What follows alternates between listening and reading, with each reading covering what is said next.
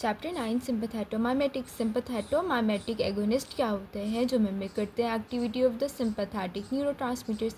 या तो ये डायरेक्ट एक्टिंग हो सकते हैं या ये इनडायरेक्ट एक्टिंग हो सकते हैं।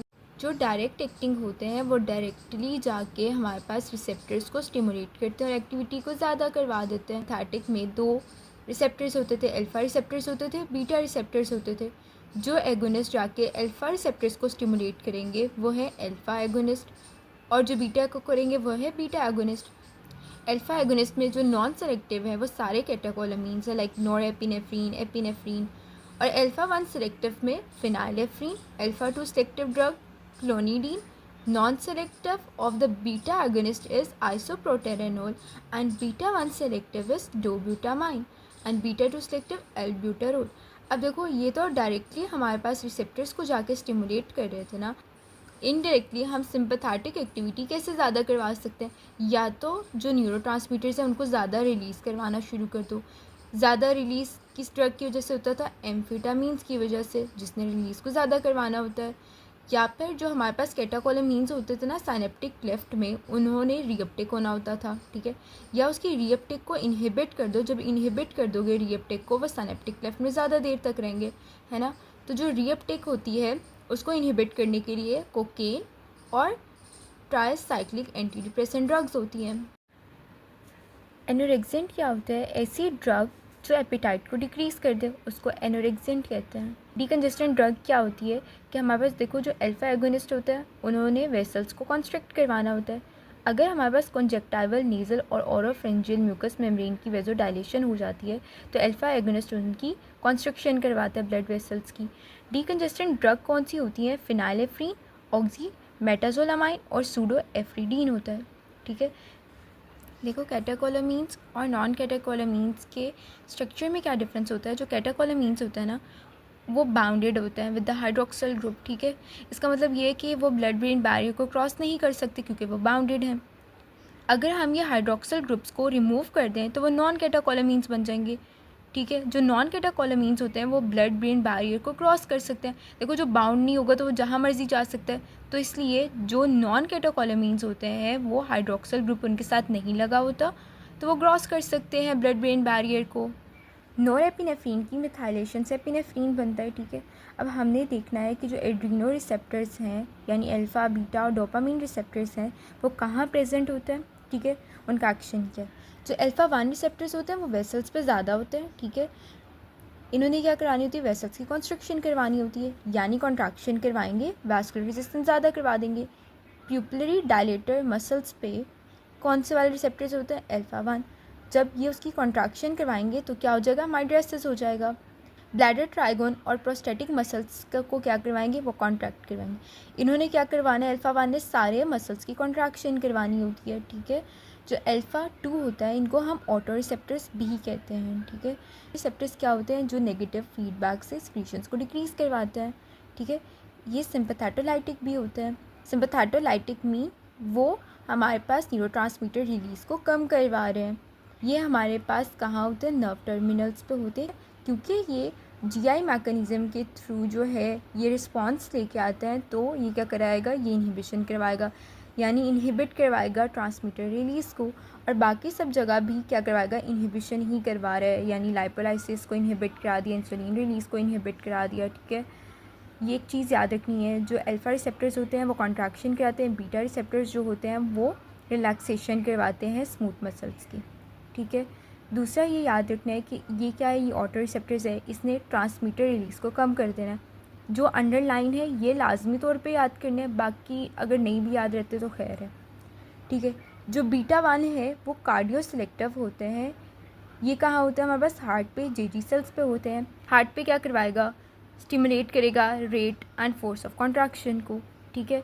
जेजी सेल्स क्या करते हैं? जेजी सेल्स रेनिन रिलीज़ करते हैं ना, तो ये स्टिमुलेट करवाएगा रेनिन रिलीज़ को। देखो, जीएस स्टिमुलेटरी के थ्रू ये एक्ट कर रहे हैं ना, ठीक है, तो स्टिमुलेट करेंगे, इंक्रीज़ करवाएंगे सब कुछ, ठीक है। बीटा 2 में क्या होगा? बीटा 2 ब्रोंको सेलेक्टिव होता है, ठीक है। ये कहाँ होता है? एयरवे, यूट्राइन और वेस्कुलर स्मूथ मसल्स पे, जहाँ ये क्या करवाता है? रिलैक्सेशन करवाता है, ठीक है। लीवर में स्टिमुलेशन करवाई, क्या करवाया? ग्लाइकोजेनोलाइसिस करवाया। पेनक्रियाटिक सेल्स पे एक्ट किया तो इसने स्टिमुलेट करवाया इंसुलिन रिलीज़ को, ठीक है। वॉलेंट्री मसल्स जो होते हैं वहाँ भी ये एक्ट करता है, ठीक है। ये क्या कॉज करवाता है, ट्रैमर्स कॉज करवाता है। हार्ट पे भी ये एक्ट करता है, ये स्टिमुलेट कराता है रेट और फोर्स ऑफ कंट्रैक्शन को, मगर जो कार्डियो सेलेक्टिव है वो बीटा 1 है। बीटा 3 जो है वो एडिपोसाइट्स पे होता है, ये स्टिमुलेट करवाता है लाइपोलाइसिस को, क्योंकि देखो ये तीनों क्या थे, स्टिमुलेटरी थे, ये हर चीज़ को स्टिमुलेट करवाएंगे, ज़्यादा करवाएंगे, ठीक है। जो डोपामीन होता है, डोपामीन 1 होता है, ये हमारे पास रीनल और स्प्लेंक्निक ब्लड वेसल्स पे होता है, ठीक है। इसने क्या करवाना होता है, वहाँ डायलेशन करवा देगा और रेजिस्टेंस को कम करवा देगा। इसमें डायलेशन कब चाहिए होती है, जब रीनल शट डाउन हो रहा होता है, हमें ज़रूरत होती है कि फ्लो ज़्यादा हो। डोपामिन 2 हमारे पास ब्रेन में होता है, नर्व टर्मिनल्स पे, ये जीआई के थ्रू एक्ट करता है, तो ये क्या कराता है, इनहिबिट करवा देता है एडिनाइल साइक्लेस को। जो एपिनेफ्रीन और डोपामीन होता है ना, वो जब हमारे पास लो डोज में होते हैं तो एक्ट करते हैं डोपामीन रिसेप्टर्स पे, जब ये इंटरमीडिएट डोज पे होते हैं तब बीटा रिसेप्टर्स पे एक्ट करते हैं, लार्ज डोज पे अल्फा रिसेप्टर्स पे एक्ट करते हैं। सीक्वेंस में याद रखो, ठीक है, अल्फा, बीटा और dopamine receptors, large dose, intermediate and low dose. Mode of action क्या होता है, हमारे पास जो डायरेक्ट एक्टिंग थे वो क्या करते, डायरेक्टली जाकर स्टिमुलेट कर रहे थे, एक्टिविटी को ज़्यादा करवा रहे थे, मगर जो हमारे पास रिलीज़ को ज़्यादा करवा रहे थे वो कौन से थे, एम्फिटामीन्स थे और टायरामाइंस थे। दूसरे इनडायरेक्ट एक्टिंग कौन से थे, जो उसकी रीअपटेक नहीं होने दे रहे थे। रीअपटेक जो नहीं होने दे रहे थे वो कौन से थे, कोकेन था, एंटी डिप्रेसेंट ड्रग्स थे, किनको जाके ब्लॉक करवाया, नॉरएपिनेफ्रिन ट्रांसपोर्टर्स को और डोपामीन ट्रांसपोर्टर्स को, जिन्होंने बेसिकली रीअपटेक करना होता है न्यूरोट्रांसमीटर्स को, उनको जाके ब्लॉक करवा दिया, जिसकी वजह से जो हमारे पास ट्रांसमीटर्स थे वो सिनेप्टिक क्लेफ्ट में ज़्यादा देर तक पड़े रहे, ठीक है। एमएओ क्या होता है, बताया था ना कि ये हमारे पास माइटोकॉन्ड्रिया की सरफेस पे प्रेजेंट होते हैं। इन्होंने एपिनेफ्रीन और डोपामीन के सम पार्ट को जो है वो इनएक्टिव कर देना होता है, मगर अगर मैं एक बंदे को एमएओ इनहिबिटर दे रही हूँ तो वो इनएक्टिव नहीं करेगा, तो जिस वजह से वो जाके वेजिकल्स में एक्टिव फॉर्म में स्टोर्स होंगे, जिस वजह से जो हमारे पास कैटाकोलामीन स्टोर्स है वो ज़्यादा हो जाएगा। कैटाकोल और मिथाइल ट्रांसफरेज कॉम्प्ट, इसने क्या करना होता है, हमारे पास जो कैटाकोलामीन्स हैं उनकी ब्रेकडाउन करवानी होती थी, ठीक है। जो कॉम्प्ट इनहिबिटर है वो मैं यूज़ करूँगी पार्किंसंस में, क्योंकि हमारे पास डोपामीन लेवल जो है वो फिर ज़्यादा हो जाएगा ना, वो ब्रेकडाउन तो नहीं होगा। अब करेंगे फार्माकोकाइनेटिक्स। हमारे पास जो कैटाकोलामीन एगोनिस्ट होते हैं लाइक एपिनेफ्रीन और एपिनेफ्रीन, डोपामीन, ये सारे रैपिडली मेटाबोलाइज हो जाते हैं बाय कॉम्प्ट एंड एमएओ। इस वजह से हम इसको ऑरली नहीं देते, क्योंकि ये ऑरली इनएक्टिव होता है, जब तक इन्होंने सर्कुलेशन में आना है तब तक वो काफ़ी ज़्यादा इनएक्टिव हो गए होते हैं, हम इसको पारेंट्रली देते हैं, ठीक है। ये सारे रीअपटेक हो जाते हैं बाय नॉरएपिनेफ्रिन ट्रांसपोर्टर्स और डोपामीन ट्रांसपोर्टर्स, यानी ये नर्व टर्मिनल में फिर आ जाते हैं। इनका ड्यूरेशन ऑफ एक्शन बहुत ज़्यादा कम होता है, ठीक है, क्योंकि ये कैटाकोलामीन्स हैं, ये सीएनएस को पेनिट्रेट नहीं कर सकते क्योंकि ये हाइड्रोक्सिल ग्रुप के साथ बाउंड होते हैं। हमारे पास आइसोप्रोटीनोल क्या होता है, ये सिंथेटिक कैटाकोलामीन है, ये हमारे पास रीअपटेक नहीं होता नर्व टर्मिनल्स पर, ठीक है।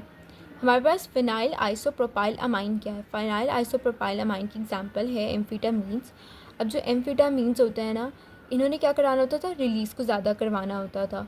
जो कॉम्प्ट है और एमएओ है ये इसको मेटाबोलाइज नहीं कर सकते, ये रेजिस्टेंट होता है इसके, ये ऑरली एक्टिव होता है, ठीक है, क्योंकि ये दोनों इसको मेटाबोलाइज नहीं कर सकते तो ऑरली इसको दे सकते हो ना। और हमारे पास क्योंकि ये नॉन कैटाकोलामीन्स है इसलिए ये सीएनएस में एंटर हो सकता है, इसका लार्जर इफेक्ट होता है देन कैटाकोलामीन्स।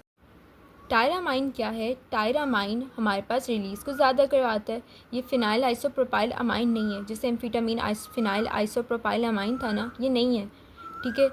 अब ये रैपिडली मेटाबोलाइज्ड हो जाता है बाय एमएओ, इसलिए ये ऑरली इनएक्टिव होता है, मगर अगर कोई बंदा एमएओ इनहिबिटर ड्रग ले रहा है ना तो उसको हम ये ऑरली भी दे सकते हैं।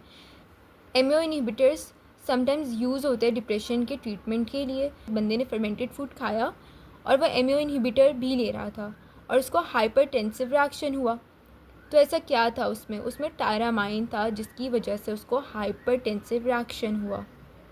अब इसका ऑर्गन सिस्टम इफेक्ट सबसे पहले पढ़ेंगे सेंट्रल नर्वस सिस्टम पे। जो कैटाकोलामीन्स होते हैं ना वो सीएनएस में एंटर नहीं हो सकते, ठीक है, क्योंकि उनके साथ हाइड्रोक्सिल ग्रुप था।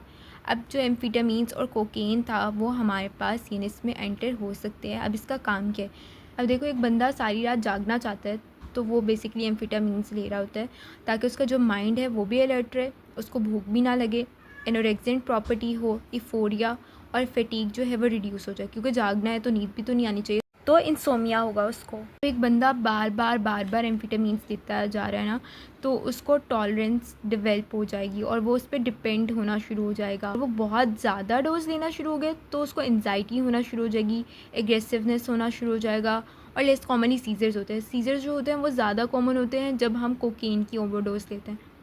जो क्लोनिडीन है ये बहुत ज़्यादा इंपॉर्टेंट है। ये क्या है? जो क्लोनिडीन है ये अल्फ़ा 2 रिसेप्टर एगोनिस्ट है। जो अल्फ़ा 2 रिसेप्टर्स हैं वो कहाँ होते हैं? हमारे पास नर्व टर्मिनल्स पे होते हैं। जब कैटेकोलामीन रिलीज़ ज़्यादा होता है तो ये नेगेटिव फीडबैक होता है, ठीक है। ऑटो रिसेप्टर्स क्यों कहा अल्फ़ा रिसेप्टर्स को? कि ये नेगेटिवली फीडबैक से रिलीज़ को कम करवा देते हैं। जो क्लोनिडीन है उसने इसकी एक्टिविटी को ज़्यादा करवा देना है, जिस वजह से रिलीज़ जो है वो और कम हो जाएगा। अगर हम इसको क्लोनिडीन को पारेंट्रली देते हैं तो ये वेसल्स पे एक्ट करेगा, उनकी कॉन्ट्रैक्शन करवा देगा, क्योंकि अल्फ़ा है ना, अल्फ़ा ने क्या करवानी होती है? वेसल्स की कॉन्ट्रैक्शन करवानी होती है। अगर हम इसको ऑरली देंगे तो ये हमारे पास सीएनएस में जाके एक्यूमुलेट होना शुरू हो जाएगा। क्या करवाएगा? सिंपैथेटिक आउटफ्लो को कम करवा देगा। ये क्या कर रहा है कि ये हमारे पास नेगेटिव फीडबैक से रिलीज़ को कम करवा रहे ना, तो सिंपैथेटिक आउटफ्लो को कम करवा दिया, जिस वजह से क्या होगा? जब सिंपैथेटिक आउटफ्लो कम हुआ, वेसल स्टोन भी कम हो गई, क्योंकि सिंपैथेटिक आउटफ्लो जो कम हो गया तो वैस्कुलर रेजिस्टेंस भी कम होगी और ब्लड प्रेशर भी जो है वो कम हो जाएगा। अब आई पे इसका इफेक्ट, हमारे पास जो आई में डायलेटेड प्यूपिली थे उस पर कौन से रिसेप्टर्स थे? अल्फ़ा 1 रिसेप्टर्स थे। जो अल्फ़ा 1 सेलेक्टिव ड्रग कौन सी थी? फिनाइलेफ्रीन थी। यानी फिनाइलेफ्रीन क्या करवाएगी? हमारे पास कॉन्ट्रैक्शन करवाएगी डायलेटेड प्यूपिली मसल्स की, और क्या करवा देगी? माइड्रेसिस करवा देगी।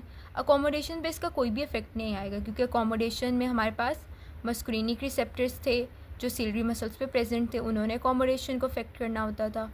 हमारे पास जो सिलरी एपिथेलियम होती है ना, जहाँ से एक्वस ह्यूमरस प्रोडक्शन हो रही होती है, वहाँ हमारे पास बीटा रिसेप्टर्स होते हैं। अब रिसेप्टर्स तभी स्टिमुलेट होंगे जब हमारे पास कैटेकोलामीन्स आएगा। हमारे पास जो नर्व टर्मिनल है वहाँ अल्फ़ा 2 रिसेप्टर्स होते हैं। जो अल्फ़ा 2 रिसेप्टर्स होते हैं वाटर रिसेप्टर से नेगेटिव फीडबैक करवाएंगे। क्लोनिडीन क्या करेगा? क्लोनिडीन जाके इनको एक्टिवेट करवाएगा, इसकी एक्टिविटी को ज़्यादा करवाएगा, कैटेकोलामीन रिलीज़ कम हो जाएगी। जब वो ही नहीं आएंगे, रिसेप्टर स्टिमुलेट नहीं होंगे, तो एक्वस ह्यूमरस प्रोडक्शन भी नहीं होगी।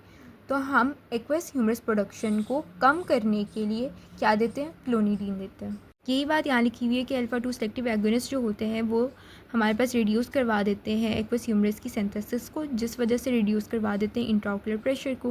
ब्रोंकाई पे किसका इफेक्ट होता है? ब्रोंको सेलेक्टिव कौन से थे? बीटा 2 थे।